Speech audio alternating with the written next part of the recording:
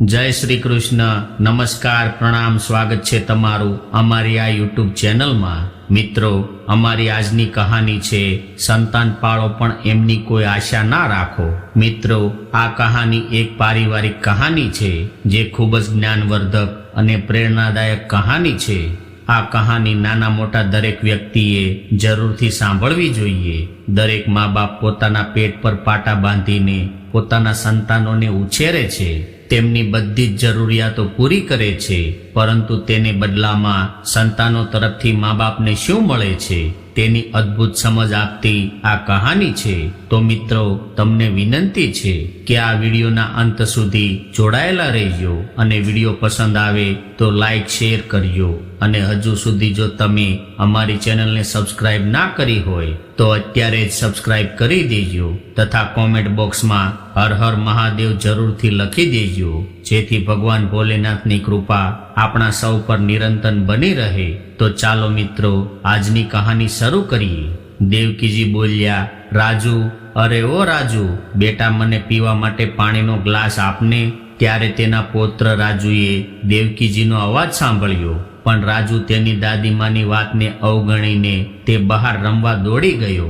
દેવકીજીએ તેની પુત્રવધૂને બોલાવી, પણ બંને પુત્રવધૂમાંથી કોઈએ આવવું જરૂરી ન માન્યું। દેવકીજીના પતિનું અવસાન થયું તેના 7 મહિના વીતી ગયા હતા। જ્યારથી તેના પતિનું અવસાન થયું ત્યારથી દેવકીજી હજુ પણ સાવ ઉદાસ જ રહેતા હતા। તેમને 2 પુત્રો અને 1 પુત્રી છે। દીકરીના લગ્ન સારા કુટુંબમાં કરાવીને તે પોતાની જવાબદારીઓમાંથી મુક્ત થઈ ગઈ છે। બંને પુત્રો પણ પરિણીત છે। મોટા પુત્ર રાજેશની પત્નીનું નામ રજની અને નાના પુત્ર અમનની પત્નીનું નામ અમૃતા છે। બંનેને 1 પુત્ર છે। રાજેશનો પુત્ર રાજુ 10 વર્ષનો છે, જ્યારે અમનનો પુત્ર સોનુ 9 વર્ષનો છે। બંને વચ્ચે 1 વર્ષનો તફાવત હતો, પરંતુ તેમનો જન્મદિવસ એ જ દિવસે હતો।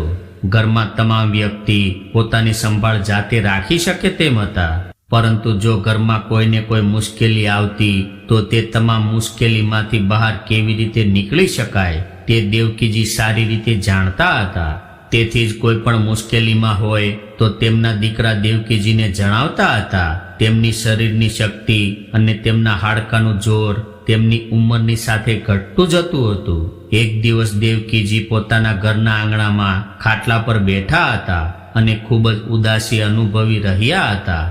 તે લાચારી અનુભવી રહ્યા હતા। મિત્રો, એ જ તો કુદરતનો નિયમ છે કે નવી પેઢીના શરીરની તાકાત જેમ જેમ વધે તેમ તેમ જૂની પેઢીની તાકાત નિર્બળ અને લાચાર બની જાય છે। પરંતુ નવી અને જૂની પેઢીમાં ફરક છે। એવું ક્યાં સુધી આવશે કે ન તો બાળકો તેમની એકલતા જોશે કે ન તો તેઓ આંખમાં આંસુ જોશે। મેં સપનામાં પણ આ વિચાર્યું ન હતું, જ્યારે 7 મહિના પહેલા જ્યારે દેવકીજીના પતિનું અવસાન થયું હતું ત્યારે તેમના બંને પુત્ર અને પુત્રવધુઓ દેવકીજીની ખૂબ જ સારી રીતે સેવા કરી રહ્યા હતા। થોડા દિવસો જ થયા હતા ત્યારે બંને પુત્રોએ આવીને દેવકીજીને કહ્યું કે માં, આપણે અમારા આ નાના ઘરમાં રહેવામાં ખૂબ જ તકલીફ થઈ રહી છે। હવે બાળકો પણ મોટા થઈ રહ્યા છે, તેથી તેઓને પણ તેમના અભ્યાસ માટે એક અલગ રૂમ જોઈએ છે। અમારા પિતાજી તો કંઈ કર્યા વિના સ્વર્ગ સિધાવી ગયા છે।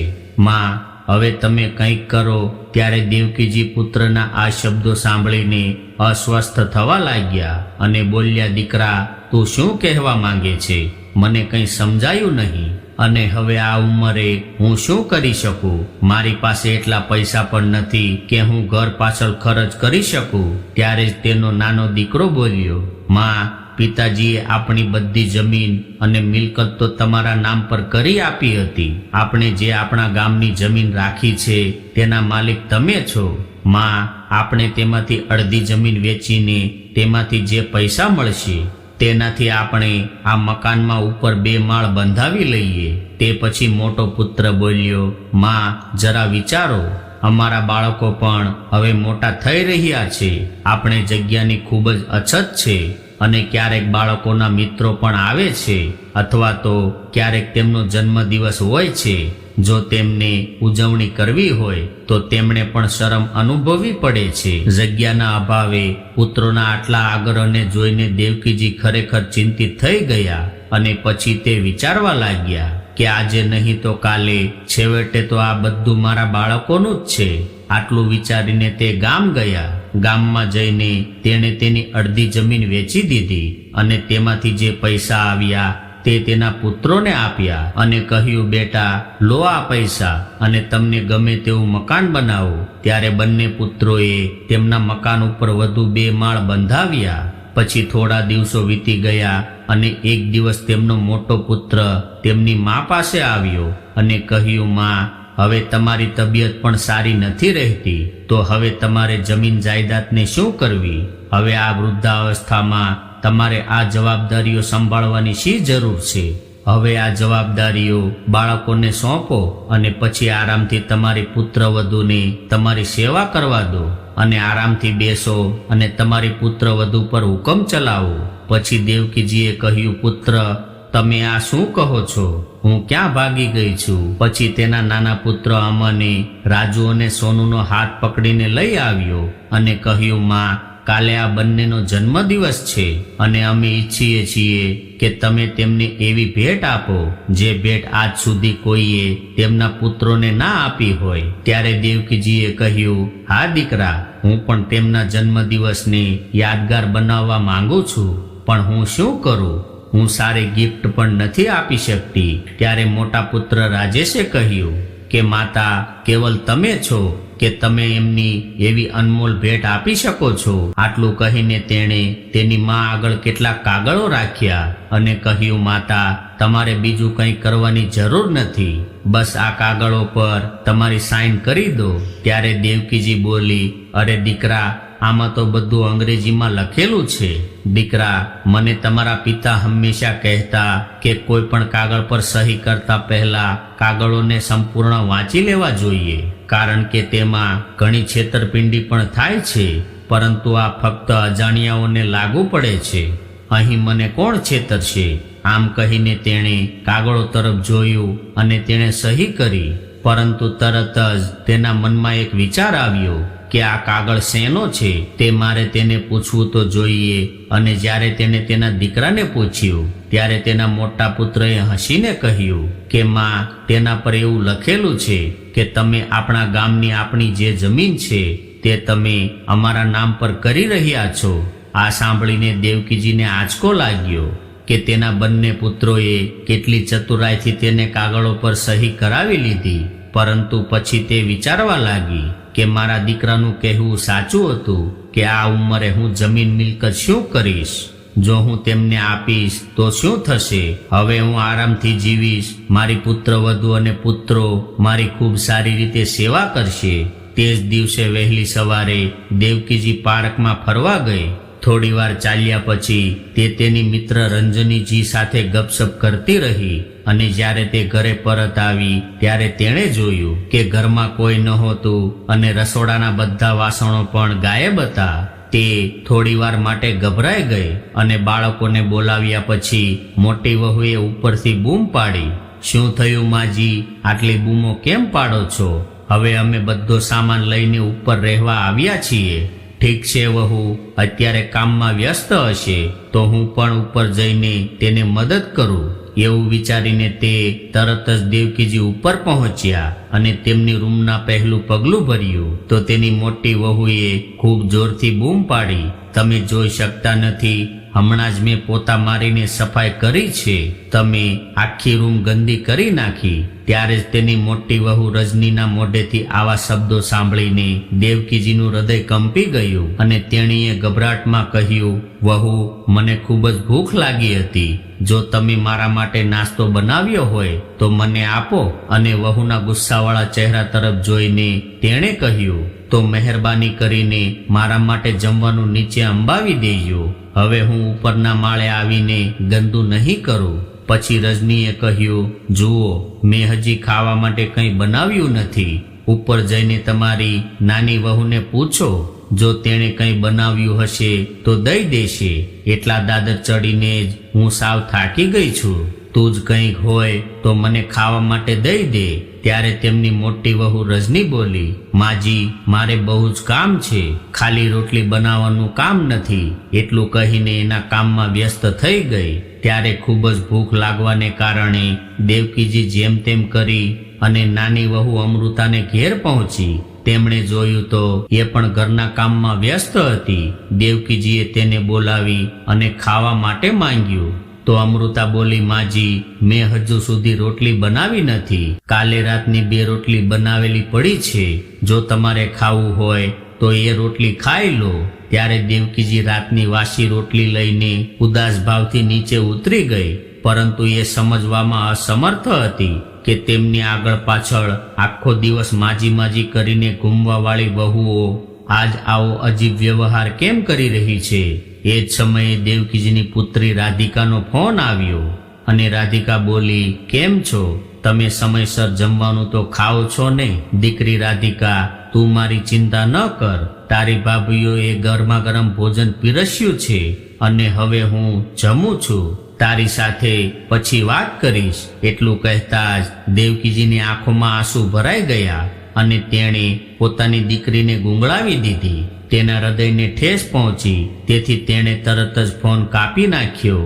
એ જ વાસી રોટલી ખાતા અનિચ્છતાએ તેણે મનમાં વિચાર્યું કે આજે તે તેના 2 પુત્ર રાજેશ અને અમન સાથે આ બાબતે વાત કરશે. બપોર થવામાં હતી અને દેવકીજીને જમવાનું બાકી હતું. ત્યારે તેણે બૂમ પાડી, વહુ, મને ભૂખ લાગી છે, મહેરબાની કરીને મને ખાવાનું આપો. પણ તેની પુત્ર વધુએ કોઈ જવાબ ન આપ્યો. તો થોડીવાર પછી તેણે ફરીથી કહ્યું, તો પણ કોઈ જવાબ ન આપ્યો. ત્યારે તે જાતે જ દાદર ચડીને ઉપર ગઈ. ત્યારે તેની મોટી વહુ રજનીએ નાક બહુ સંકોચાવ્યું અને 2 રોટલીને શાક એક ડિસ્પોઝેબલ પ્લેટમાં નાખ્યા અને જાણે કોઈ ભિખારીને ભોજન આપ્યું હોય. પોતાની વહુનું આવું વિચિત્ર વર્તન જોઈને દેવકીજી આશ્ચર્યચકિત થઈ ગયા અને વિચારવા લાગ્યા કે એક જ દિવસમાં એવું તે શું થઈ ગયું કે આજે મારી બંને પુત્રવધૂને મારી 2 રોટલી પણ કેમ ભારે લાગે છે. હજી તો એ વિચાર કરી રહી હતી ત્યારે તેમની નજર બહારથી આવતા તેના નાના પુત્ર પર પડી. મોટો પુત્ર પણ તેની પાછળ આવી રહ્યો હતો. બંને અંદર આવતા જ તેણીએ કહ્યું, દીકરા સાંભળ, મારે તમારી બંને સાથે કોઈ અગત્યની વાત કરવી છે. ત્યારે નાના દીકરાએ કહ્યું, માતા, તમારે જે વાત કરવી હોય તે તમે પછી કરજો. હું અત્યારે ખૂબ જ થાકી ગયો છું. મોટા પુત્રએ પણ કહ્યું, માતા, તમારે તો કાંઈ કામ નથી. અમે થાકીને આવીએ છીએ અને તમે આવતા વેત જ. એવું કહેતા એ બંને ચાલ્યા ગયા. દેવકીજીનું મોઢું બંધ કરીને આખી રાત બેઠા રહ્યા. તેઓને ઊંઘ પણ ન આવી. બીજે દિવસે સવારે ઉઠીને તે તેના પુત્ર સાથે વાત કરવાનું વિચારતી હતી. તેઓએ જેમ તેમ કરીને સીડીઓ ચડીને જોયું કે તેનો પુત્ર રાજેશ ઓફિસ જવા માટે તૈયાર થઈ રહ્યો હતો. ત્યારે તેની પુત્રવધુ રજનીએ મોઢું ચડાવીને કહ્યું, સાંભળો, તમારી માં મને બિલકુલ પસંદ નથી કરતી. ત્યારે દેવકીજીએ કહ્યું, આ શું છે? પુત્રવધુ, હું તમને બિલકુલ પસંદ નથી કરતી. તો રાજેશે કહ્યું, તમે શું વિચારો છો? આમાં આટલો ગુસ્સો કરવાની શું વાત છે? ત્યારે દેવકીજીએ કહ્યું, દીકરા, ગઈકાલથી તારી વહુની વર્ણતુક પણ બદલાઈ ગઈ છે અને તું પણ આટલું વિચિત્ર વર્તન કરે છે. માં, તું પણ વહેલી સવારે શું બિનજરૂરી નાટક કરવા લાગી છે? તે સમયે દેવકીજીને લાગ્યું કે તે કોઈ ખરાબ સ્વપ્નમાંથી જાગી ગઈ છે. દેવકીજી તેની મોટી પુત્રવધુના રૂમમાંથી અપમાનિત થઈને બહાર આવ્યા. તે ખૂબ જ ડરી ગઈ હતી, પણ તેને ભૂખ લાગી હતી. તેથી તેણે હિંમત ભેગી કરી અને નાની વહુ પાસે ગઈ. તેનો દરવાજો ખુલ્લો હતો. તેણે તેના પુત્રને બોલાવ્યો, પણ જ્યારે કોઈ ન આવ્યું ત્યારે તે અંદર જઈને બેસી ગઈ. તેના પુત્ર અમને તેને જોયો. ત્યારે તેણે રસોડામાંથી 2 રોટલી લાવીને તેને આપી. દેવકીજીએ પહેલો ટુકડો મોઢામાં મૂક્યો જ હતો. તે દરમિયાન તેની નાની પુત્રવધુ ઓરડામાંથી બહાર આવી અને બોલી, માજી, તમે અહીંયા કેમ? પુત્રવધુનો આ પ્રશ્ન સાંભળીને તેની આંખોમાંથી આંસુ આવી ગયા. અહીંયા કેવી રીતે? મતલબ, હવે રજની પુત્રવધુએ પણ મને અહીં ન આવવાનું કહ્યું છે અને હવે તું પણ આવી વાત કરીશ તો પછી હું ક્યાં જઈશ? તેની માતાની આ વાત સાંભળીને અમને તેને પૂછ્યું, મમ્મી, તું પહેલા જમવાનું ખાઈ લે અને પછી વાત કર. અમનને તેની માતાની સાથે વાત કરતા જોઈને તેની વહુ અમૃતા તેની સામે ગુસ્સાથી જોવા લાગી અને તેને તે સમયે કશું ના કહ્યું. બીજા દિવસે જ્યારે તેણે તેના મોટા દીકરા રાજેશને દવા લાવવા કહ્યું ત્યારે તેની મોટી વહુ રજનીએ સ્પષ્ટ જવાબ આપ્યો કે જો અમે અમારા ખર્ચા જેમ તેમ કરીને પહોંચી શકીએ છીએ તો પછી અમે તમારો ખર્ચ કેવી રીતે પૂરો કરી શકીએ? જો દિવસમાં 2 ટાઈમ ખાવાની વાત હોત તો તે પૂરતું હતું. તમારો ખર્ચ પણ કંઈ ઓછો નથી. કપડાનો ખર્ચ, દવાઓનો ખર્ચ, ખાવા પીવાનો ખર્ચ, અમારે આ બધું કરવું પડશે. ત્યારે દેવકીજીએ કહ્યું કે હવે મારો ખર્ચ તમારે નહીં ઉઠાવવો પડે. હવે તો દેવકીજીએ મોટી વહુ પાસેથી ખાવાનું માંગવાનું બંધ કરી દીધું. હવે 3 ટાઈમ ભોજન નાની વહુના ઘરેથી જ લેવું હતું. આવું થોડા દિવસો સુધી ચાલ્યું. એક દિવસ દેવકીજી પોતાની નાની વહુના ઘરે જમવા માટે ગયા ત્યારે તેણે નાની વહુ અમૃતાનો અવાજ સાંભળ્યો. તે તેના પતિ અમન સાથે ઝઘડો કરી રહી હતી. તે અમનને કહી રહી હતી કે મોટા ભાઈ અને મોટી ભાભી પાસેથી કંઈક શીખો. તેઓએ તો પોતાની જવાબદારી કાઢીને તમારા પર ઢોળી દીધી છે. તમારી માને અમારા પૈસા ખર્ચ કરવા સિવાય બીજું કંઈ કામ નથી. ત્યારે અમન બોલ્યો, તારી વાત તો સાચી છે અમૃતા. જ્યારે મોટા ભાઈ પોતાની જવાબદારી નિભાવતા નથી તો પછી આપણે માતાનું બધું શા માટે સહન કરવું જોઈએ? હું મોટા ભાઈ સાથે વાત કરીશ અને તેને વૃદ્ધાશ્રમમાં મોકલવાની વ્યવસ્થા કરીશ. બિચારી દેવકીજી આ સાંભળીને હેરાન થઈ ગઈ અને તે આવી વાતો જ સાંભળીને ત્યાંથી જ નીચે આવી ગઈ હતી. હવે તેના પુત્ર અને પુત્રવધુ પાસે ફરી જવાની તેમની હિંમત નહોતી. હવે આજે તેની સહનશીલતાઓનો અંત આવી રહ્યો હતો, કારણ કે તેને ખાવાનું ખવડાવવાનું તો દૂર, પણ હવે તેમને આ ઘરમાં કોઈ જોવા પણ નથી માંગતું. તે એકલી તેના આંગણામાં ખાટલા પર બેઠી હતી. બધા આંગણામાંથી આવતા જતા હતા પણ કોઈ તેને જોવા માંગતું ન હતું. કોઈની પાસે એક ક્ષણ માટે પણ તેની વૃદ્ધ માતા સાથે બેસી શકે તેટલો સમય ન હતો. જ્યારે તેના પુત્રો અને પુત્રવધુઓ તેમની જવાબદારીઓથી દૂર થઈ ગયા હતા તો પછી તે તેના પૌત્ર પાસેથી શું અપેક્ષા રાખશે? છેવટે તે પણ તેના માતા પિતાના પગલે જ ચાલતા હતા. આટલો મોટો પરિવાર હોવા છતાં પણ દેવકીજી એકલાપણું અને ભૂખમરાનો માર સહન કરતી હતી. આજે તે કંઈ પણ ખાધા પીધા વગર જ ફરવા નીકળી ગયા હતા. તેની મિત્ર રંજનીને લાગ્યું કે તે એકદમ મૌન છે.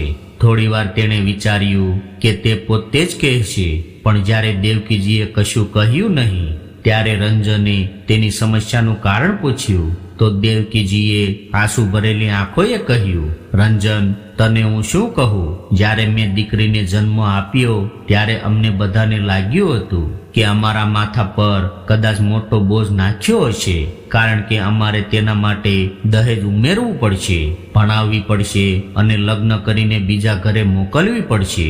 પરંતુ જ્યારે મારા 2 પુત્રો એક પછી એક જન્મ્યા ત્યારે હું તે ખુશી સમાતી ન હતી. તેમના પિતાજીને પણ સારી નોકરી મળી ગઈ હતી તો અમને એવું લાગ્યું કે કદાચ આ અમારા ભૂતકાળના કર્મોનું પરિણામ છે. અમે આગલા જન્મમાં મોતીદાન આપ્યા હશે, જેથી આ જન્મમાં એમની કૃપા વરસી રહી છે. અને મને એવું લાગ્યું કે મેં તો ગંગામાં સ્નાન કર્યું છે.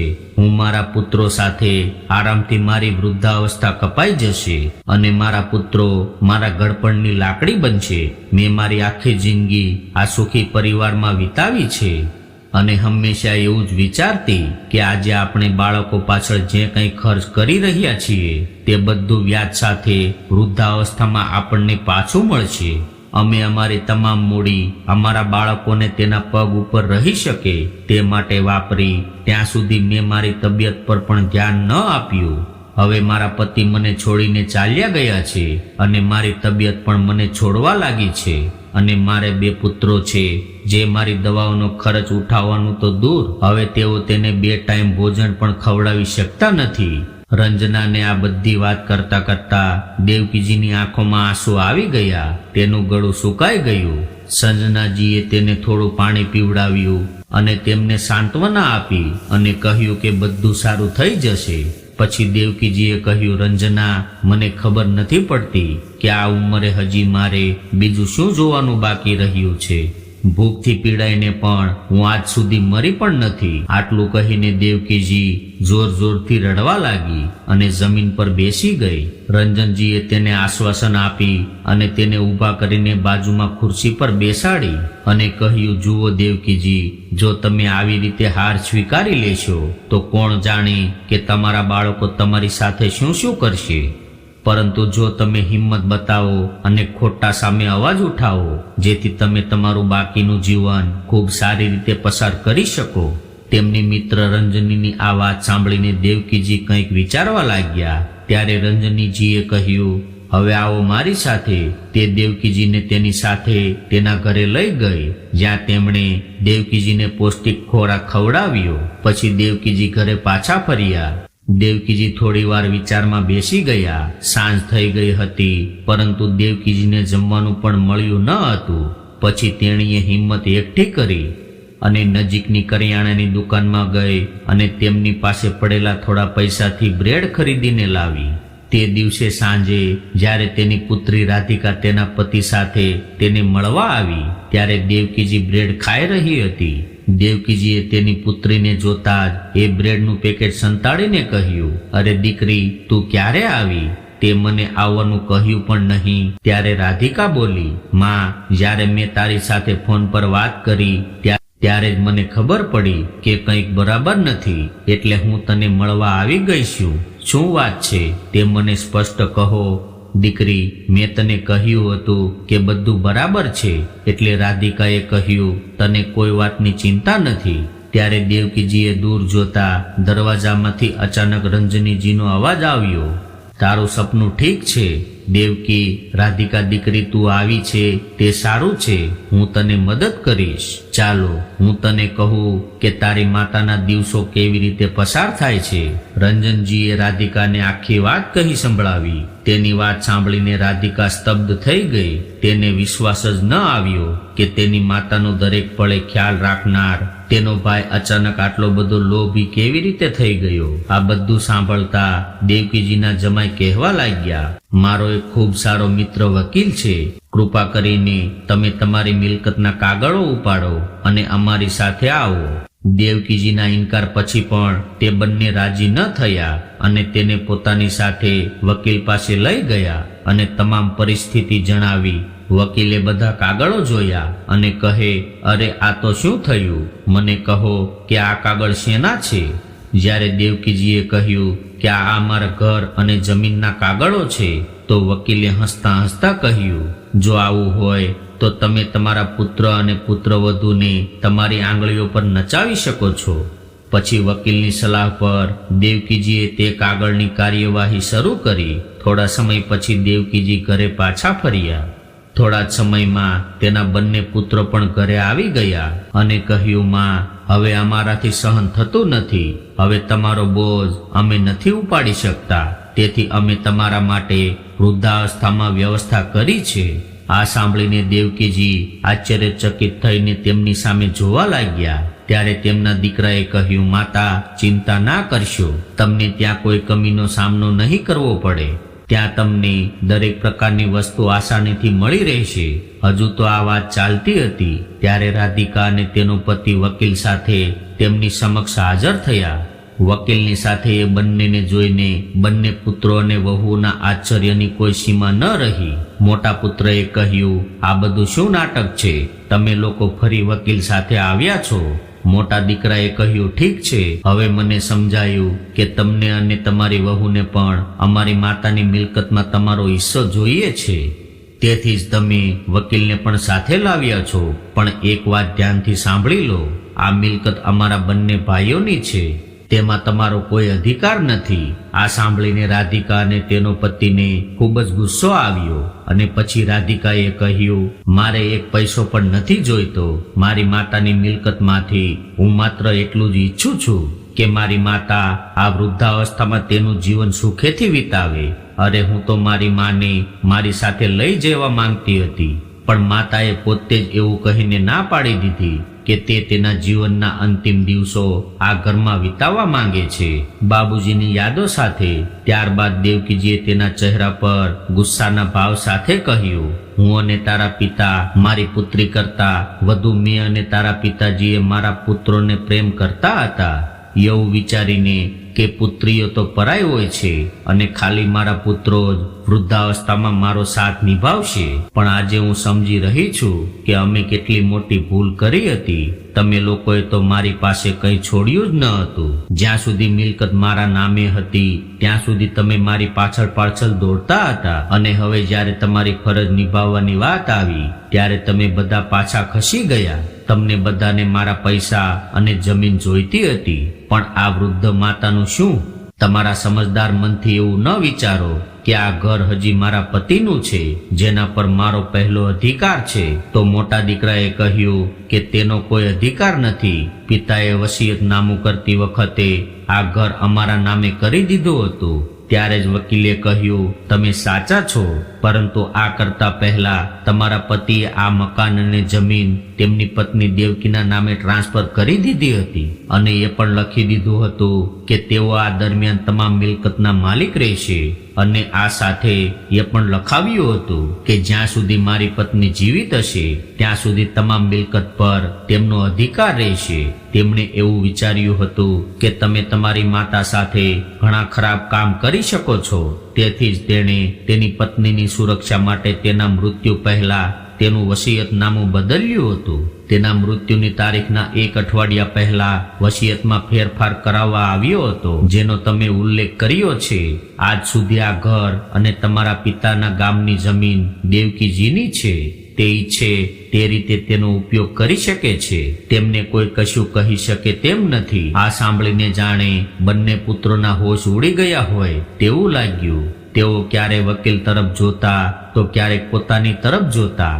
આ ઘટના પછી આજ સુધી બધું સહન કરનાર દેવકીજી હવે શાંતિથી જીવતી સાદી સ્ત્રી નથી રહી. તેણે શીખી લીધું હતું પોતાના હક માટે લડવા અને બાળકોને પાઠ ભણાવવા માટે. તેણે તેના પુત્ર અને પુત્રવધૂને આદેશ જારી કર્યો અને કહ્યું કે તેઓ વહેલી તકે આ ઘર ખાલી કરી દે. આ સાંભળીને મોટો પુત્ર રાજેશ તેની માતાના પગમાં પડી ગયો અને બોલ્યો, માતા, મારાથી મોટી ભૂલ થઈ ગઈ છે, કૃપા કરીને મને માફ કરો. આ સમયે તેના નાના પુત્ર અમને કહ્યું, માતા, મોટા ભાઈએ મને કહ્યું હતું, નહીંતર તમે પહેલાથી જ જાણો છો કે હું ક્યારેય આવું કરવાનું વિચારી પણ ન શકું. ત્યારે દેવકીજીએ કહ્યું, મને તમારાથી દૂર કરતા પહેલા તમે વિચાર્યું પણ ન હતું કે આ ઉંમરે માતા ક્યાં જશે, કેવી રીતે જીવશે, તો પછી હું કેમ વિચારું? પણ હું મારા બંને પૌત્રને ઘરની ઠોકરો ખાવા માટે છોડી શકતી નથી. તેથી જો તમે લોકો આ ઘરમાં રહેવા માંગતા હો તો તમારે ઉપરના માળે રહેવું પડશે. હવે દેવકીજીએ તેને ભૂલ સુધારીને દેવકીજીએ બીજું પગલું ભર્યું. તેઓએ વસિયતમાં ફેરફાર કર્યો કે તેના મૃત્યુ પછી તેના ગામની જમીન પર ફક્ત તેની પુત્રીનો જ અધિકાર રહેશે. તેના મિત્રની મદદથી તેઓએ તેના ઘરનો મધ્યમ માળ ભાડે આપ્યો અને નીચેના માળે તે રહેતી હતી. રાધિકાએ તેના માટે રાંધવા, સાફ સફાઈ કરવા અને કપડાં ધોવા માટે એક નોકરાણી પણ રાખી દીધી હતી. અને દેવકીજીને હવે સારું ખાવાનું મળવા લાગ્યું. સાસુનું આ બદલાયેલું રૂપ જોઈને બંને પુત્રવધુઓ, બંને પુત્રો પણ સ્તબ્ધ થઈ ગયા હતા, કારણ કે ક્યાંક ખૂણે તેમને અહેસાસ થઈ ગયો હતો કે તેણે મોટી ભૂલ કરી છે અને તેનું પરિણામ તે ભોગવી રહ્યા છે. તો મિત્રો, તમને આ કહાની કેવી લાગી કોમેન્ટ બોક્સમાં જણાવજો અને પસંદ આવી હોય તો લાઈક અને તમારા મિત્રો સાથે શેર કરજો અને આ ચેનલને સબસ્ક્રાઇબ કરવાનું ભૂલશો નહીં. હવે ફરી મળીશું એક નવી કહાની સાથે. ત્યાં સુધી તમામ મિત્રોને જય શ્રી કૃષ્ણ, રાધે રાધે. કહાની પૂરી સાંભળવા માટે તમારો ખૂબ ખૂબ આભાર.